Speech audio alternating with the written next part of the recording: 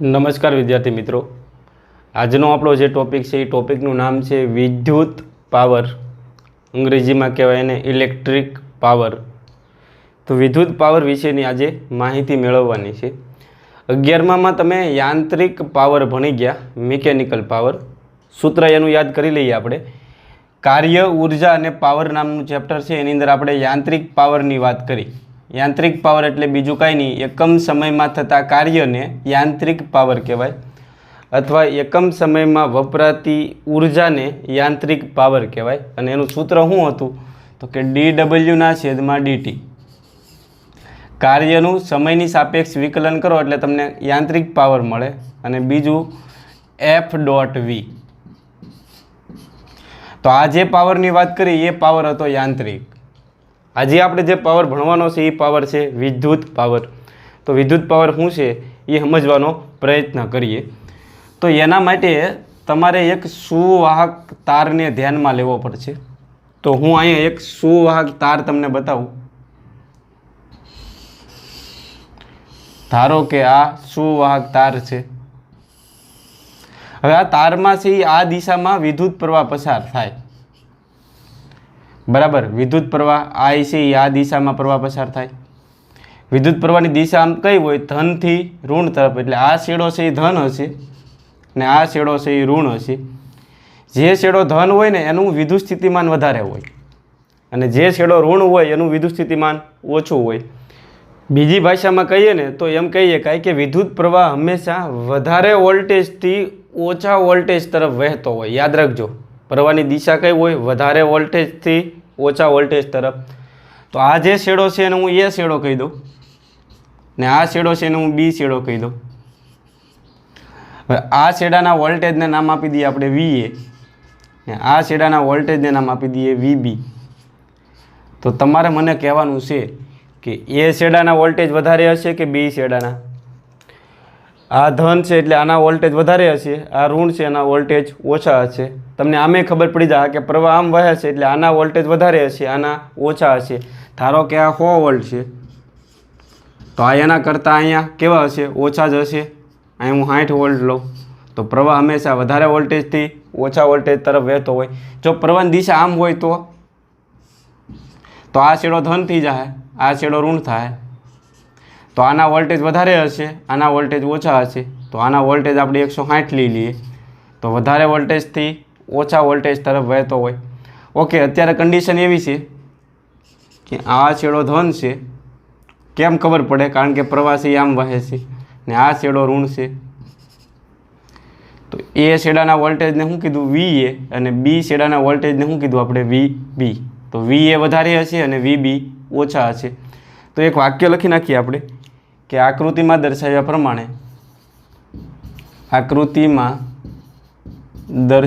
પ્રમાણે સુવાહક તારમાં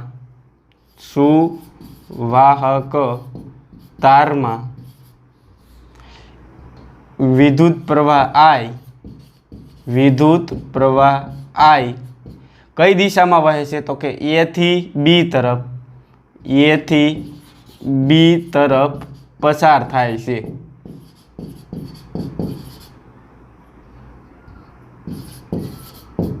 પહેલું વાક્ય ક્લિયર થયું. બીજું વાક્ય લખવું અહીંયા કે અહીં A અને B છેડાના પરના વોલ્ટેજ અથવા તો વિદ્યુત સ્થિતિમાન પરના વોલ્ટેજ અનુક્રમે VA અને VB છે. A અને B છેડા પરના વોલ્ટેજ અનુક્રમે VA અને VB છે. તો કોણ મોટા હશે? VA વધારે હશે અને VB ઓછા હશે. લ્યો, અહીંયા ઊંધુનું ચિત્ર ક્લિયર થયું. બીજું એક વાક્ય લખું હું અહીંયા. મારે એ છેડા પર વિદ્યુત ભારની સ્થિતિ ઉર્જા ગણવી છે. આ આખા જે સુવાહક તારમાંથી ΔQ જેટલો વિદ્યુત ભાર પસાર થાય. આખા તારમાંથી કેટલો વિદ્યુત ભાર પસાર થાય? ΔQ, ΔT જેટલા સમયગાળામાં. આ છેદમાંથી જેટલો વિદ્યુત ભાર નીકળશે એટલો જ ત્યાંથી પસાર થવાનો, બહાર નીકળવાનો. કારણ કે વિદ્યુત ભારનું શું થવાનું છે? સંરક્ષણ. વચ્ચે વધારાનો કોઈ વિદ્યુતભાર ઉત્પન્ન થવાનો નથી કે કોઈ નાશ નથી થવાનો, એટલે અહીંથી જેટલો વિદ્યુતભાર દાખલ થયો છે એટલો જ અહીંથી બહાર નીકળશે. તો ટૂંકમાં એ છેડેથી કેટલો વિદ્યુતભાર પસાર થાય? ડેલ્ટા ક્યુ જેટલો. તો બી છેડેથી કેટલો બહાર નીકળશે? ડેલ્ટા ક્યુ જેટલો. તો એ છેડા પાસે જ્યારે વિદ્યુતભાર હોય ત્યારે મારે એની સ્થિતિ ઉર્જા ગણવી છે. તો પહેલાં લખીએ આપણે એ છેડા પાસે કોની? તો કે વિદ્યુત ભારોની. અહીં હું લખું ખાલી વિદ્યુત ભારની સ્થિતિ ઉર્જા. એ છેડા પાસે વિદ્યુત ભારની સ્થિતિ ઉર્જા. સ્થિતિ ઉર્જાને આપણે શેના વડે દર્શાવીએ છીએ? યુ વડે. તો એને હું યુ એ કહી દઉં. તો સ્થિતિ ઉર્જાનું સૂત્ર ભણી ગયા આપણે, ડબલ્યુ બરાબર વાંકા ઉપરથી, એટલે યુ બરાબર વી ક્યુ. પણ અહીંયા એ છેડો છે એટલે વોલ્ટેજ એ છેડાના આવશે. યુ બરાબર શું છે? વી ક્યુ. ને વિદ્યુતભાર કેટલો પસાર થાય? Delta Q. તો એ છેડાની સ્થિતિ ઉર્જાનું સૂત્ર યાદ રહી જાય. યુ એ બરાબર શું આવશે? વી A into delta Q, voltage ગુણ્યા વિદ્યુતભાર. તે જ રીતે બી છેડાની સ્થિતિ ઉર્જા ગણવી હોય તો બી છેડા પાસે જ્યારે વિદ્યુતભાર પહોંચે ત્યારે સ્થિતિ ઉર્જા કેટલી હોય?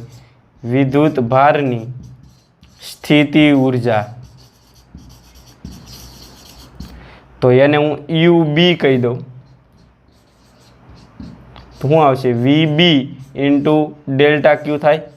બરાબર ને? બી છેડા માટે ગણવી હોય તો અહીંયા બી છેડાના વોલ્ટેજ આવશે અને વિદ્યુતભાર કેટલો છે? ડેલ્ટા ક્યુ. આને સમીકરણ નંબર 2 આપી દો. તો હવે વિદ્યુતભાર જ્યારે એ છેડાથી બી છેડા સુધી પહોંચે ત્યારે સ્થિતિ ઉર્જામાં કેટલો ફેરફાર થાય?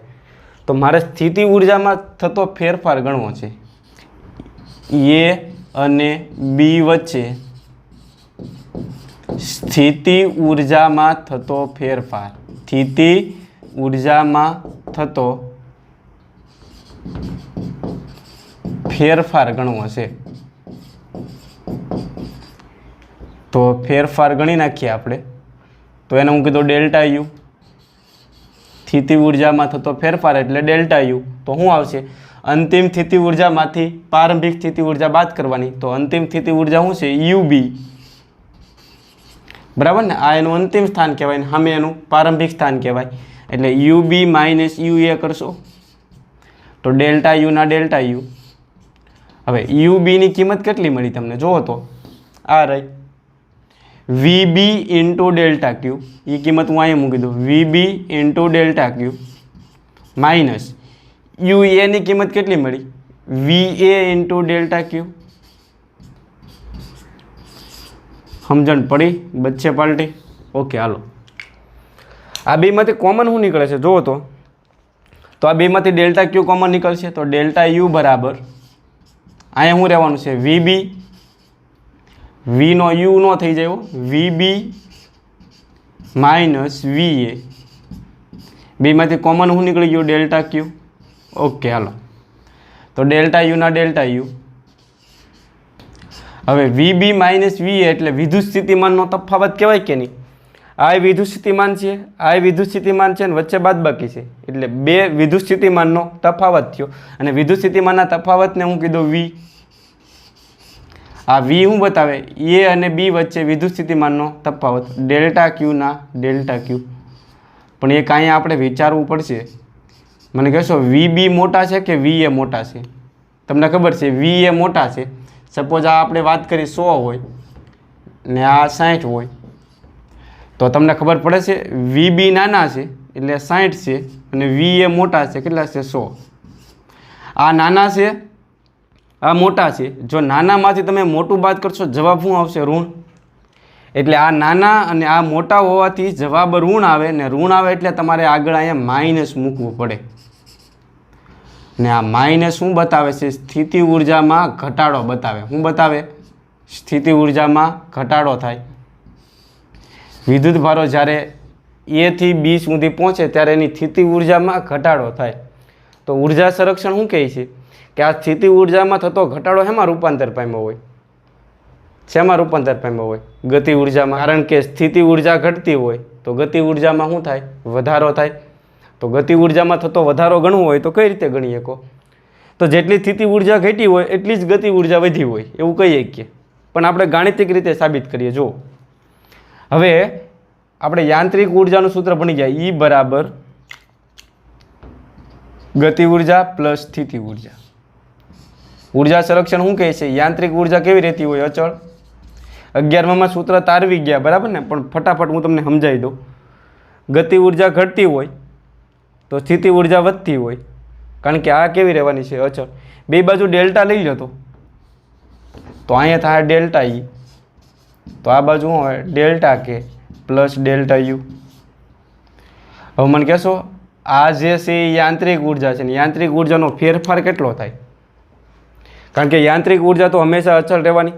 પ્રારંભમાં જો યાંત્રિક ઉર્જા 10 હોય તો અંતમાં યાંત્રિક ઉર્જા કેટલી હશે? 10. તો આનો ડેલ્ટા લ્યો તો શું થશે? અંતિમમાંથી પ્રારંભિક બાદ કરશો જવાબ શૂન્ય આવે કે નહીં? I 10 છે ને I 10 છે. તો કોઈ પણ વસ્તુ જો અચળ હોય ને તમે એનો ડેલ્ટા લ્યો, જવાબ શું આવે? 0. એટલે યાંત્રિક ઉર્જા અચળ છે એટલે એનો ફેરફાર કેટલો થાય? 0. તો ડેલ્ટા કે પ્લસ ડેલ્ટા યુ. ડેલ્ટા યુને આ બાજુ લઈ જાઓ તો ડેલ્ટા કે બરાબર શું લખી શકો તમે? ડેલ્ટા યુને આ બાજુ લાવો તો માઇનસ થશે. તો માઇનસ શું બતાવે છે તમને ખબર પડે છે? એક ઘટતું હોય તો બીજું વધતું હોય. તો ડેલ્ટા કે બરાબર તમે શું લખી શકો? Delta you. તો હું ડાયરેક્ટ અહીં લખું, એક વાક્ય અહીં લખી નાખી કે અહીં વિદ્યુત ભારોની સ્થિતિ ઉર્જા આ કેવી છે? જો તો ઋણ છે કે ધન છે? ઋણ છે ને, એટલે અહીં ડેલ્ટા યુ લેસ ધેન 0 હોવાથી વિદ્યુત ભારોની સ્થિતિ ઉર્જા ઘટે છે. વિદ્યુત ભારોની સ્થિતિ ઉર્જા ઘટે છે. તો ઘટાડો શેમાં રૂપાંતર પામ્યો હોય? ગતિ ઉર્જામાં. તેથી ગતિ ઉર્જામાં થતો વધારો, ગતિ ઉર્જામાં થતો વધારો એને હું ડેલ્ટા કે કહી દઉં. તો ડેલ્ટા કે ઇઝ ઇક્વલ ટુ તમે શું લખી શકો? કયો સાથી ઠોકીને કહી શકો. હવે ડેલ્ટા યુ થશે, અહીંયા આગળ આવશે માઇનસ. ઓકે હાલો, તો ડેલ્ટા કે ના ડેલ્ટા કે. હાલો, ડેલ્ટા યુની કિંમત તમે અહીંથી મૂકી દેશો ને સમીકરણ નંબર 1 માં 3 માંથી ડેલ્ટા યુ ભળવાના તમે આવું લખશો તો અહીંયા કિંમત મૂકશો તો શું થાય? માઇનસ માઇનસ પ્લસ થઈ જશે. તો ડાયરેક્ટ હું લખું અહીં ડેલ્ટા યુ બરાબર શું આવશે? વી એટલે વિદ્યુત સ્થિતિમાનનો તફાવત. હો, ભૂલાઈ જાય નહીં. ડેલ્ટા ક્યુના ડેલ્ટા ક્યુ. તો તમને ખબર પડે છે અહીં ગતિ ઉર્જા ધન આવી કે ઋણ આવી? ગતિ ઉર્જામાં થતો ફેરફાર ધન આવ્યો, એનો મતલબ શું થાય કે ગતિ ઉર્જામાં વધારો થાય. એટલે અહીં લખીએ કહો આને સમીકરણ નંબર આપી દો 4. તો લખીએ ડેલ્ટા કે ગ્રેટર ધેન 0 હોવાથી ગતિ ઉર્જામાં વધારો થાય છે. આપણો ટાર્ગેટ શું છે? વિદ્યુત પાવર સમજવાનો છે. ધીમે ધીમે ત્યાં પહોંચીએ આપણે. પણ ગતિ ઉર્જામાં થતા ફેરફારનું સૂત્ર તમને અહીંયા સુધી મળી ગયું. તો હવે તમારે મને કહેવાનું છે કે આ ઇલેક્ટ્રોનની ગતિ ઉર્જામાં જે વધારો થાય છે એ કોને લીધે થતો હોય? આ ઇલેક્ટ્રોનને ગતિ ઉર્જા મળે છે એ કોને લીધે મળતી હોય? તો તમને ખબર છે કે જ્યારે ઇલેક્ટ્રોન આની અંદર ગતિ કરતા હોય ત્યારે આમાં વિદ્યુત ક્ષેત્ર ઉત્પન્ન થયું હોય. વિદ્યુત ક્ષેત્રને લીધે ઇલેક્ટ્રોન ઉપર બળ લાગે અને બળ લાગે એટલે પરિણામે એ ગતિ કરે. તો ઇલેક્ટ્રોનને જે ગતિ ઉર્જા મળે છે, મિત્રો સાંભળજો, આ બધી ઇલેક્ટ્રોનને જે ગતિ ઉર્જા મળે છે એ કોને લીધે મળે છે? આમાં રહેલા વિદ્યુત ક્ષેત્રને લીધે. અને વિદ્યુત ક્ષેત્રને લીધે જે ઉર્જા મળે ને એને એની વિદ્યુત ઉર્જા કહેવામાં આવે. શું કહેવામાં આવે છે? વિદ્યુત ઉર્જા. એટલે આ ગતિ ઉર્જા કયો તોય ભલે અને આની એની વિદ્યુત ઉર્જા કયો ને તોય ભલે. વિદ્યુત ક્ષેત્રને લીધે વિદ્યુત ભારને મળતી ઉર્જાને આપણે શું કહી શકશું? વિદ્યુત ઉર્જા. વિદ્યુત ઉર્જાની વ્યાખ્યા તમે આમ આપી શકો કે વિદ્યુત ક્ષેત્રને લીધે વિદ્યુત ભારને મળતી ગતિ ઉર્જાને જ શું કહીએ છીએ આપણે? વિદ્યુત ઉર્જા. વિદ્યુત ક્ષેત્રને લીધે મળે છે કે નહીં? પણ હવે થશે હું જોજો કે જો આ વિદ્યુત ભારોને ગતિ ઉર્જા સતત મળતી હોય તો એના વેગમાં શું થવો જોઈએ? સતત ગતિ ઉર્જા મળતી હોય તો એનો વેગ સતત ને સતત વધવો જોઈએ. પણ અહીંયા તમને એવું જોવા મળે છે કે વિદ્યુત ક્ષેત્રની અંદર આ બધા જ ઇલેક્ટ્રોન છે ને એ અચળ વેગથી ગતિ કરતા જોવા મળે. કારણ કે આપણે આની પહેલાં વાત કરી ગઈ હતા કે પ્રવેગ હોય પણ ક્ષણિક હોય, પણ છેલ્લે એવરેજ કાઢો ને તો એનો વેગ અચળ જળવાઈ રહે. તો એનો મતલબ શું થયો એ તમને કહું કે જ્યારે ઇલેક્ટ્રોન આમાં ગતિ કરતા હોય, આની ગતિ ઉર્જા વધવી જોઈએ સતત, પણ વધતી નથી. શું કામ? કારણ કે જ્યારે ઇલેક્ટ્રોન આમાં ગતિ કરતા હોય તો સુવાહકની અંદર શું હોય? ધન આયનો. તો જેવો જ ઇલેક્ટ્રોન ગતિ કરતો કરતો અહીંયા પહોંચે એટલે ધન આયન સાથે એની અથડામણ થાય, ને જ્યારે અથડામણ થાય ત્યારે એક ઉર્જા મુક્ત થાય. કઈ ઉર્જા? અથડામણ થાય. અથડામણ પહેલાં ઇલેક્ટ્રોન પાસે કઈ ઉર્જા હશે? ગતિ ઉર્જા. અમુક ગતિ ઉર્જા સાથે આ ધન આયન અથડાશે, અને અથડાય ત્યારે તમને ખબર છે તીખારા ખરે, તણખા ખરે. તો એનો મતલબ એમ કે કઈ ઉર્જા ઉત્પન્ન થઈ? ઉષ્મા ઉર્જા. તો આ ઉષ્મા ઉર્જા આવી ક્યાંથી હશે? ઇલેક્ટ્રોનની ગતિ ઉર્જામાંથી. કારણ કે ઉર્જા સંરક્ષણવાળા શું કહે છે? મફતમાં ઉર્જા મળતી નથી. એટલે આ જે ઉષ્મા ઉર્જા મળી એ આની ગતિ ઉર્જામાંથી મળી હશે. ગતિ ઉર્જા ક્યાંથી આવી હશે? તો કે વિદ્યુત ક્ષેત્રને લીધે. એટલે ઇનડાયરેક્ટલી અહીંયા શું થાય છે? વિદ્યુત ઉર્જાનું સીધે સીધું એમાં રૂપાંતર થાય છે, ઉષ્મા ઉર્જામાં. તો આ ઇલેક્ટ્રોનની જે બધી ગતિ ઉર્જા છે ને ધીમે ધીમે ધીમે આ અથડામણોને લીધે એમાં રૂપાંતર પામે છે, ઉષ્મા ઉર્જામાં. તો જેટલી ગતિ ઉર્જા વધે છે એ બધી એમાં ટ્રાન્સફર થઈ જાય, ઉષ્મા ઉર્જામાં. તો હવે અહીંયા કેટલી ઉષ્મા ઉર્જા ઉત્પન્ન થાય એ મારે ગણવી છે. તો લખીએ અહીંયા કે અહીં સુવાહકોમાં વિદ્યુત ભારોની ધન આયનો સાથે સતત અથડામણ થાય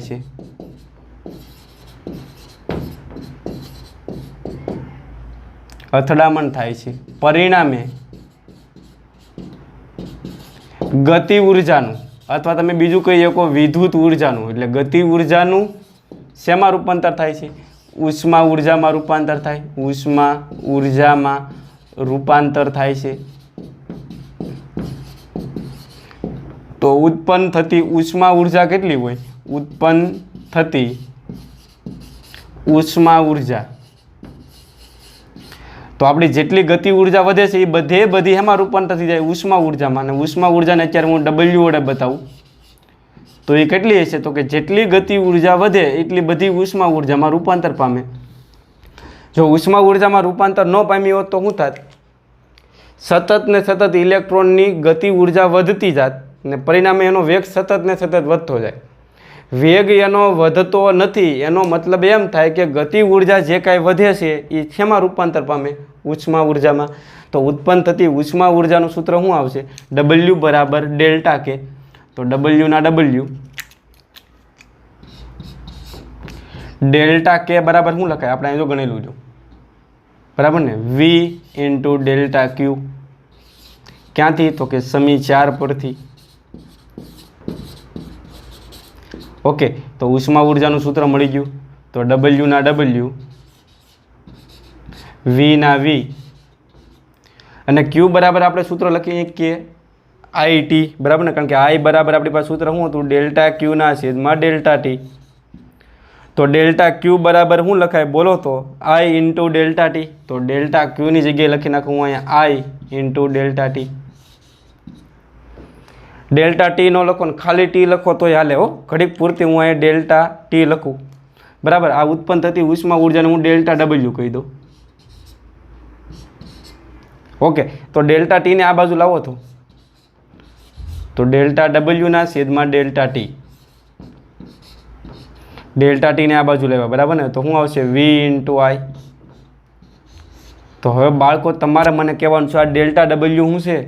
ઉત્પન્ન થતી ઉષ્મા ઉર્જા. તો ઉત્પન્ન થતી ઉષ્મા ઉર્જાના છેદમાં સમય, ઉષ્મા ઉર્જાના છેદમાં સમય એટલે એક ભૌતિક રાશિ મળે, એને કહેવામાં આવે છે વિદ્યુત પાવર. શું કહેવામાં આવે છે? વિદ્યુત પાવર, ઇલેક્ટ્રિક પાવર. તો ઇલેક્ટ્રિક પાવરનું સૂત્ર મળી ગયું P બરાબર VI, VIP, બરાબર ને. ઇલેક્ટ્રિક પાવર કહેવાય એટલે અહીં PE વડે દર્શાવી શકો. તમને એમ થાય અહીંયા ઉષ્મા ઉર્જા ને અહીંયા વિદ્યુત પાવર, એ કેમ બંધ બેસાડવું? પણ તમને ખબર છે કે આ બધી ઉષ્મા ઉર્જા ક્યાંથી આવી? વિદ્યુત ઉર્જામાંથી જ તે. એટલે એક પ્રકારની આ વિદ્યુત ઉર્જા કહેવાય. તો વિદ્યુત ઉર્જાના છેદમાં સમય એટલે શું મળે? પાવર. તો હવે પાવરની વ્યાખ્યા તમને લખતા આવડે? શું આવે મને કહેશો? તો આના ઉપરથી બનાવવાનું. એકમ સમયમાં ઉત્પન્ન થતી કઈ ઉર્જા? તો કે ઉષ્મા ઉર્જાને શું કહેવાય? વિદ્યુત પાવર કહે છે. તો હું એની વ્યાખ્યા લખી નાખું, બહુ અગત્યની વ્યાખ્યા. હું એકમ સમયમાં ઉત્પન્ન થતી ઉષ્મા ઉર્જાને વિદ્યુત પાવર કહે છે.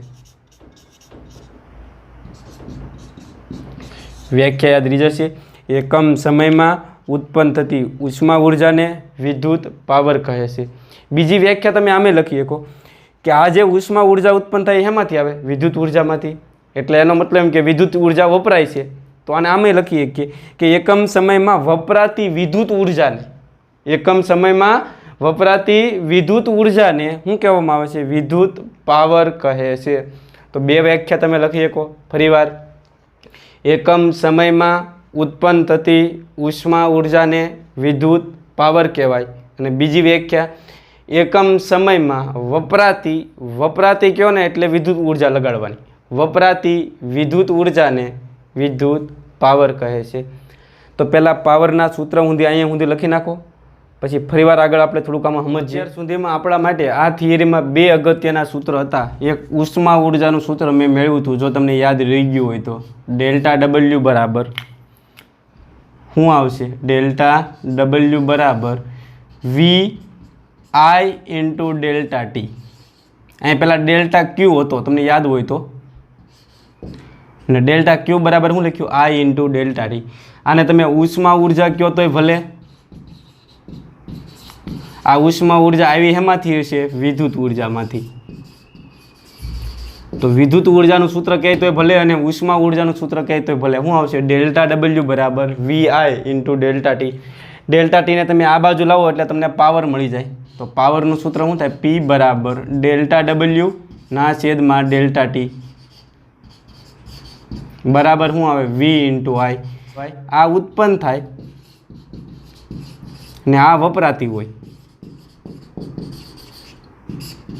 તો એકમ સમયમાં ઉત્પન્ન થતી ઉષ્મા ઉર્જાને વિદ્યુત પાવર કહેવાય, અથવા એકમ સમયમાં વપરાતી વિદ્યુત ઉર્જાને શું કહેવામાં આવે છે? વિદ્યુત પાવર કહે છે. તો હવે પાવરના એકમ તરફ આગળ વધીએ આપણે. તો તેનો એસઆઈ એકમ શું આવશે?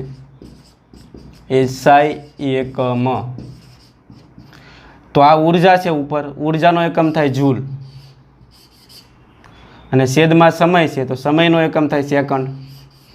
તો પાવરનો એકમ શું આવશે? જૂલ પ્રતિ સેકન્ડ. બરાબર ને? તમે આમ લખી શકો જૂલ ઇન્ટુ સેકન્ડ ઇનવર્સ. અચ્છા, જૂલ ઇન્ટુ સેકન્ડ કોનો એકમ થાય? યાદ છે કોઈને? જૂલ ઇન્ટુ સેકન્ડ કોણીય વેગમાન એલનો એકમ છે. આપણે ટોર્કનું સૂત્ર ભણી ગયા, ટાઉ બરાબર ડીએલના છેદમાં ડીટી. આ ટોર્કનો એકમ થાય જૂલ, સમય છે એનો એકમ થાય સેકન્ડ, ને ડીએલ એટલે કોણીય વેગમાન. તો કોણીય વેગમાનનો એકમ કહે ને તો જૂલ ઇન્ટુ સેકન્ડ આવે, પણ જો પાવરનો એકમ કહે ને તો જૂલ પ્રતિ સેકન્ડ આવે. અથવા તો બીજો એનો એકમ છે જેમ્સ વોટ નામના વૈજ્ઞાનિકની યાદમાં, એ છે વોટ. વોટ કેવો? વોટ. બીજો એકમ શું આવશે? વોટ એટલે કે ડબલ્યુ. બરાબર ને? જો વી હોય તો વોલ્ટ હોય, વોલ્ટા નામના વૈજ્ઞાનિકની યાદમાં, અને વોટ નામના વૈજ્ઞાનિકની યાદમાં આપણે શું કહીશું? પાવરનો એકમ વોટ. અચ્છા, પાવર છે ને એ અદિશ રાશિ છે, કારણ કે કાર્ય ઉપર અદિશ છે, ઉપર ઉર્જા અદિશ છે, અને સમય અદિશ છે. એટલે પાવર કેવી રાશિ છે? પાવર અદિશ રાશિ છે. એટલે દિશાની આપણને કાંઈ ચિંતા રહેશે નહીં. આનું પારિમાણિક સૂત્ર શું થાય? પાસું. તમને એમ કે વોટનું પારિમાણિક સૂત્ર શું થાય? તો તમારે લખવાનું જૂલનું પારિમાણિક સૂત્ર શું આવશે? કયો? જૂલ છે એ 12માં 2 વાર નપાત છે, તો બરાબર ને? એટલે M1L2T-2. 12માં 2 વાર દાંડી મારી હતી, એવું નથી હો, આ તો યાદ રાખવા માટે. જૂલનું પારિમાણિક સૂત્ર શું હશે? 12 - 2 અને આ સેકન્ડ ઇન્વર્સ છે એનું પારિમાણિક સૂત્ર શું થાય? T-1. હવે -1 આને આપી ગયો તો -2 -1 એટલે -3. લ્યો પાવરનું સૂત્ર મળી ગયું. 1 2 અને 3, 1 2 અને 3. ઘણી વાર નહીં કહેતા પાવર હોય તો કાઢી નાખજો 1 2 અને 3, પણ 3માં પાછું માઇનસ કરજો નકર આપણો પાવર નીકળી જશે. તો પાવરનું પારિમાણિક સૂત્ર શું આવશે? M1 L2 T-3. તો પાવરના હજી એક બે સૂત્ર મેળવીએ આપણે. એક તો P બરાબર સૂત્ર શું આવશે? V × I. અહીંયા જો ડેલ્ટાનો લખવું એની જગ્યાએ તમે D લખી શકો. dW/dt. ઉર્જાનું સમયની સાપેક્ષ વિકલન કરો તો પાવર મળે, અને જો ડીને ઉડાડી દેવા હોય તોય હાલે. એટલે પાવરનું એક સૂત્ર છે તમને ખબર છે, ઉર્જાના છેદમાં સમય. પછી ઉષ્મા ઉર્જા હોય તોય ભલે, યાંત્રિક ઉર્જા હોય તોય ભલે, વિદ્યુત ઉર્જા હોય તોય ભલે, ઉર્જાના છેદમાં સમય એટલે પાવર મળે. બીજું સૂત્ર આવશે P = VI.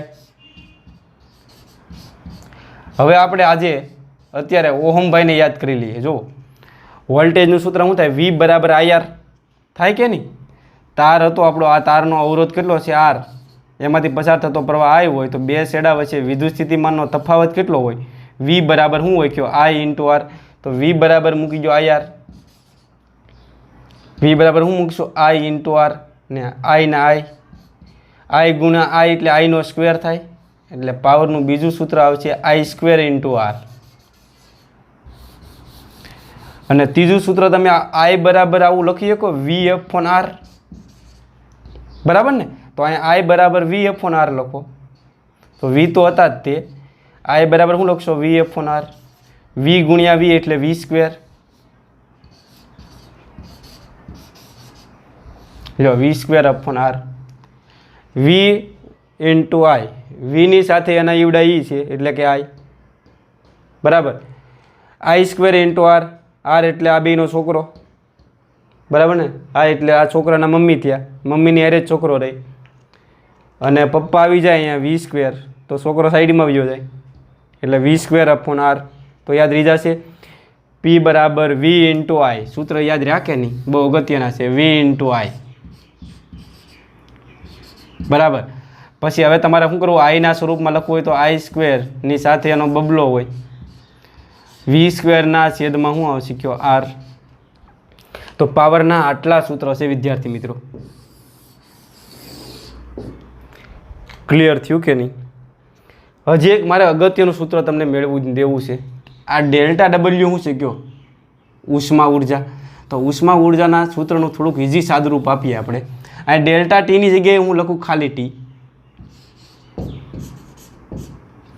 હવે તમે V બરાબર તમે શું મૂકી શકો? IR. V બરાબર શું મૂકશો? IR. I ના I, T ના T, અને I ગુણ્યા I એટલે શું થાય? I². એટલે અહીંયા શું થયું? W બરાબર I²RT. બહુ જ અગત્યનું સૂત્ર છે. આ શાનું સૂત્ર છે? ઉષ્મા ઉર્જાનું. કે કોઈ અવરોધ R માંથી T સમય સુધી I જેટલો વિદ્યુત પ્રવાહ પસાર થતો હોય તો એ અવરોધમાં કેટલી ઉષ્મા ઉર્જા ઉત્પન્ન થાય, અને ઉષ્મા ઉર્જાને લીધે અવરોધ ગરમ થવાનો છે. તો એ ઉષ્મા ઉર્જા ગણવા માટેનું સૂત્ર આવશે W બરાબર શું આવશે? I²RT. મગજમાં ફિટ જ કરી દેજો. હું I²RT ઉત્પન્ન થતી ઉષ્મા ઉર્જાનું સૂત્ર છે. અને જો પાવરના સૂત્ર પૂછે તો આ T ને બરાબરની આ બાજુ લઈ જવાનો, તો શું થઈ જશે? W/T V × I, I² × R અને V²/R. તો આ થઈ ગયા વિદ્યુત પાવરના સૂત્ર. તો વિદ્યુત પાવર વિશેની માહિતી અહીંયા સુધીની ક્લિયર થઈ. હવે તમને હું એક પ્રશ્ન પૂછું કે તમારા ઘરે જે ઇલેક્ટ્રિક બિલ આવે છે, લાઇટ બિલ, એ શેમાં માપવામાં આવે? મોટા ભાગનાને ખબર હશે, યુનિટમાં માપવામાં આવે. યુનિટ. તો આ યુનિટ છે એ શેનો એકમ છે? ઉર્જાનો એકમ છે કે પાવરનો એકમ? મોટા ભાગનાને ખબર હોતી નથી. યુનિટ છે એ શેનો એકમ છે? ઉર્જાનો એકમ છે કે પાવરનો? તો યાદ રાખજો, યુનિટ છે ને એ ઉર્જાનો એકમ છે. શેનો એકમ છે? ઉર્જાનો. તમે જે લાઇટ બિલ ચૂકવો છો ને એ પાવરનું લાઇટ બિલ નથી ચૂકવતા, ઉર્જાનું લાઇટ બિલ ચૂકવો છો. તો આ એક યુનિટ કોને કહેવાય ને એ સમજવાનો પ્રયત્ન કરીએ આપણે, જે આપણા માટે બહુ અગત્યનો છે. જીવનમાં કામ આવે એવો મુદ્દો 1 યુનિટ ઉર્જા કોને કહે? આવો પ્રશ્ન પૂછે કે 1 યુનિટ ઉર્જા કોને કહેવામાં આવે છે? 1 યુનિટ અથવા ગુજરાતીમાં જ લખીએ આપણે યુનિટ ઉર્જા કોને કહેવામાં આવે? તો તમારી પાસે પાવરનું સૂત્ર હાજર છે. આ તમારા લોહીમાં ભળી જવું જોઈએ કે પાવર બરાબર ઉર્જાના છેદમાં સમય. બરાબર ને? આને કહી દઉં પાવર. તો ઉર્જા બરાબર શું થાય મને કહેશો? પાવર ગુણ્યા સમય થાય કે નહીં? એટલે કે ઉર્જા બરાબર પાવર ગુણ્યા સમય. પાવરને શેના વડે દર્શાવીએ છીએ આપણે? P વડે. હવે તમારે શું કરવાનું છે? જો અહીં ધ્યાન આપજો કે તમારે 1000 વોટ પાવર વાપરવાનો છે 1 કલાક સુધી. તમને એમ થાય કે 1000 વોટ પાવર કઈ રીતે વાપરવો? તો તમારે માર્કેટમાં જવાનું, 100 વોટના 10 લેમ્પ લઈ આવવાના. કેટલા? 100 વોટના 10 લેમ્પ. હવે એક લેમ્પ છે એ 100 વોટનો હોય તો એક લેમ્પ ચાલુ કરો એટલે સતત કેટલો પાવર વપરાશે? 100 વોટ. બીજો ચાલુ કરો તો કેટલા થશે? 2 ગુણ્યા 100 એટલે 200 વોટ વપરાશે. 3 ચાલુ કરો તો 300 વોટ વપરાશે. એવા 10 ચાલુ કરી દો તો 100 ગુણ્યા 10 એટલે કેટલો થશે? 1000 વોટ પાવર વપરાશે. તો 1000 વોટ પાવર વાપરવા માટે તમારે શું કરવાનું? 100 વોટના કેટલા લેમ્પ? 10 લેમ્પ સતત ચાલુ કરી દેવાના. અને જો 50 વોટના હોય તો તમારે 20 લેમ્પ ચાલુ કરવાના. 50 ગુણ્યા 20 એટલે 1000 વોટ પાવર વપરાશે. તો તમારે 10 લેમ્પ છે એ 100 વોટના ચાલુ રાખવાના છે. જો એક લેમ્પ વચ્ચે બંધ પડી જાય તો કેટલો પાવર વપરાશે? 900 વોટ. એવું થવું જોઈએ નહીં. તો 10 લેમ્પને ચાલુ રાખશો એટલે સતત કેટલો પાવર વપરાશે? 1000 વોટ. પાવર કેટલો વપરાય? 1000 વોટ. અને 1000 ને તમે કિલો કહી શકો કે નહીં? 1 કિલો કહેવાય આને. એટલે પાવર અત્યારે આપણે કેટલો વાપરીએ છીએ? 1 કિલો વોટ. અને કેટલો સમય સુધી આ પાવર વાપરવાનો? 1 કલાક સુધી. એટલે સમય કેટલો છે? 1 અવર. તો 1 ગુણ્યા 1 તો આને શું કહેવાય? Kilo watt hour. તો આ કિલો વોટ અવર છે ને એ ઉર્જા છે. 1 કલાકમાં 1000 વોટના અચળ દરે વપરાતી ઉર્જા છે. 1000 વોટનો પાવર તમે 1 કલાક સુધી ચાલુ રાખો તો કેટલી ઉર્જા વપરાશે? 1 કિલો વોટ અવર જેટલી. આને 1 યુનિટ કહેવાય. આ વપરાતી જે ઉર્જા છે એને શું કહેવામાં આવે છે? 1 યુનિટ. તમને એમ કહે કે 1 યુનિટની વ્યાખ્યા આપો અથવા 1 કિલો વોટ અવરની વ્યાખ્યા આપો, તમારે શું કહેવાનું? 1000 વોટના અચળ દરે 1 કલાકમાં વપરાતી આ ઉર્જાને શું કહેવામાં આવે છે? 1 કિલો વોટ અવર અથવા તો 1 યુનિટ કહેવામાં આવે છે. તો 1 યુનિટ બરાબર શું થાય? કયો? 1 કિલો વોટ અવર થાય. જેટલા યુનિટ હોય એટલા જ કિલો વોટ અવર હોય. યાદ રાખજો. અને તમને જૂલમાં ફેરવતા આવડે તો 1 ના 1 કિલો એટલે કેટલા થયા? 3 ઘાત. વોટ એટલે જૂલ પર સેકન્ડ થાય. બરાબર ને? ને 1 કલાકમાં કેટલી સેકન્ડ હોય? 3600 સેકન્ડ. સેકન્ડ કેન્સલ થાય તો જવાબ શું આવશે? 3600 ગુણ્યા 10 ની 3 ઘાત જૂલ. એક આ જૂલ વધ્યો ને. હવે તમે 3 ડિજિટ ખસેડી નાખો, 1 2 અને 3 એટલે અહીંયા 3.6 થશે ને 3 ડિજિટ અહીંયા આવી જશે.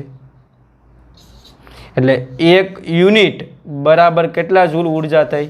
તો 3.6 ગુણ્યા 10 ની 6 ઘાત જૂલ ઉર્જા થઈ. તો 1 યુનિટ તમે જ્યારે ઉર્જા વાપરો ત્યારે કેટલા જૂલ ઉર્જા વાપરી હોય? 3.6 ગુણ્યા 10 ની 6 ઘાત જૂલ ઉર્જા વાપરી હોય. તો 1 યુનિટની વ્યાખ્યા તમને આવડે તો શું આવે? 1 કિલો વોટના અચળ દરે 1 કલાકમાં વપરાતી ઉર્જાને, અહીંયા ઉર્જા બહુ અગત્યનું છે, ઉર્જાને 1 કિલો વોટ અવર અથવા 1 યુનિટ કહે છે. તો અહીંયા સુધીનું ચિત્ર ક્લિયર થયું. છેલ્લે હું તમને એટલું જ કહું છું કે તમને ઉષ્મા ઉર્જા W બરાબર I²RT અને પાવરના 4 સૂત્ર યાદ હોવા જોઈએ. તો આવતા લેક્ચરમાં આપણે આના દાખલા ગણીશું. ત્યાં સુધી ગુડ બાય.